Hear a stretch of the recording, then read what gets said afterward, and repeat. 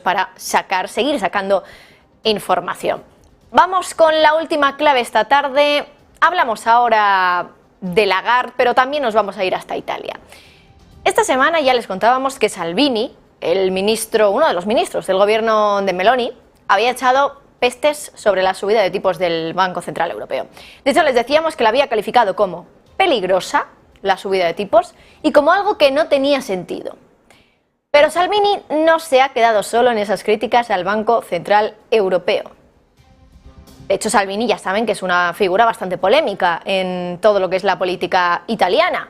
Pero es que ahora a Salvini se le ha sumado la propia primera ministra de Italia, Giorgia Meloni, que también ha arremetido contra el BCE por sus consecutivas subidas de tipos y ha dicho que su enfoque simplista para combatir la inflación probablemente va a perjudicar a las economías europeas más de lo que las va a ayudar. El argumento que utiliza Meloni es bastante sencillo. Dice que la inflación persistentemente alta de la eurozona está en el 6,1%, lo recuerdan, en el último mes, en el de mayo. Por cierto, mañana tenemos dato de inflación. Se prevé que caiga mañana ese dato al 5,6%. Pero dice Meloni que esta inflación no ha sido un resultado del sobrecalentamiento económico, que al final es lo que el Banco Central Europeo, a través de sus subidas de tipos, puede relajar, puede enfriar, sino que esta inflación ha sido una consecuencia de la crisis de los precios de la energía derivados de la guerra en Ucrania. Es decir, lo que aquí también en muchas ocasiones hemos explicado, crisis o inflación más bien de oferta, no inflación de demanda, que es la inflación que el Banco Central Europeo puede acabar mitigando. Claro que también otro argumento es hasta qué punto la inflación de oferta no acaba también convirtiéndose en una inflación de demanda. No puede significar que, claro, esta inflación, que recuerden, puede hacer que los salarios también suban por la demanda de los trabajadores, de aquí yo he perdido salario y he perdido poder adquisitivo y necesito recuperarlo porque los precios me han subido y a mí el salario no. Eso al final puede hacer que entremos en una segunda ronda de inflación, que ya ha avisado Christine Lagarde de que puede ocurrir, de que podríamos estar empezando esa segunda fase, y esto aquí quizá el Banco Central Europeo tenga más poder de mitigar esta inflación. Pero Meloni aún así, e insistimos también, teniendo en cuenta que su argumento de la inflación de demanda e inflación de oferta tiene sentido, Meloni no se ha cortado criticando a Christine Lagarde y al Banco Central Europeo.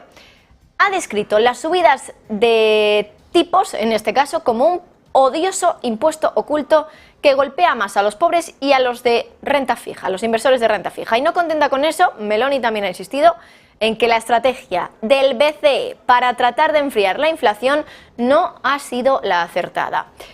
Voy a contarles textualmente lo que ha dicho Giorgia Meloni. Dice, es correcto combatir la inflación duramente, pero dice, la receta simplista del Banco Central Europeo de aumentar los tipos de interés no parece ser el camino correcto para muchos. Y continúa también diciendo, no podemos pasar por alto el riesgo de que la constante subida de tipos de interés acabe afectando a nuestras economías más que la inflación. Y dice también, la cura va a resultar más dañina que la enfermedad. La cura, la subida de tipos, más dañina que la propia inflación. Claro que en esto también hay que romper una lanza a favor del Banco Central Europeo, ¿no? Llevan desde que empezaron a subir los tipos diciendo por activa y por pasiva que los gobiernos debían empezar a actuar y no dejar solo al Banco Central Europeo en la restricción de sus políticas, en este caso monetarias, para combatir la inflación. Pero todavía eso no ha sido así.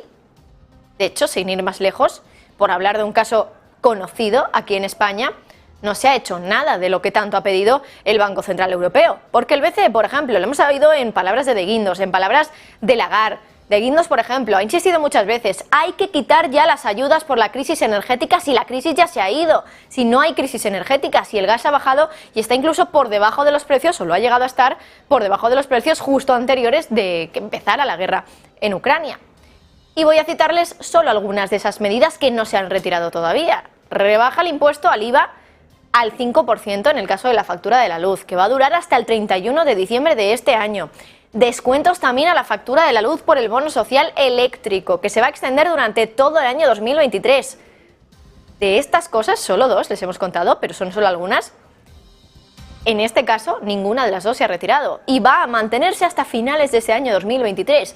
¿Dónde podemos estar en 2023 a finales en todo lo que tiene que ver con la crisis energética? Pues podemos estar mejor, podemos estar peor, pero desde luego ahora lo que estamos viendo es que esos impactos que veíamos hace un año de la crisis energética, por lo menos en lo que tiene que ver con los precios, no se está reflejando. No parece que ahora sigamos en el mismo momento en el que estábamos hace un año. Y el Banco Central Europeo ya lo ha dicho varias veces, o mejor dicho, lo ha advertido, que como no hagan algo los gobiernos a través de la política fiscal para bajar la inflación, el BCE va a tener que subir más los tipos de lo que lo harían si los gobiernos también ayudaran. Es que al final, bueno, ya sabemos que los gobiernos se fijan en la política y en qué les puede beneficiar más de cara a ganarse a los ciudadanos. El BCE, por el contrario, se supone que es un ente más independiente. Claro que aquí también yo lanzo también una teoría. Imaginemos que al final Luis de Guindos gana el PP aquí en España las elecciones y de Guindos se va como ministro de Economía de Feijóo. En este caso, ¿ustedes creen que de Guindos, que ha insistido por activa y por pasiva desde el Banco Central Europeo que los gobiernos tienen que ir retirando esas medidas expansivas, por ejemplo, las de ayudas por la crisis energética? ¿Creen ustedes que siendo de Guindos ministro puede retirar o va a retirar esas medidas que al final son lo menos popular que puede existir para un gobierno recién puesto? En el caso de que gane Feijóo, y en el caso también de que de Guindos vaya a ser ministro de Economía.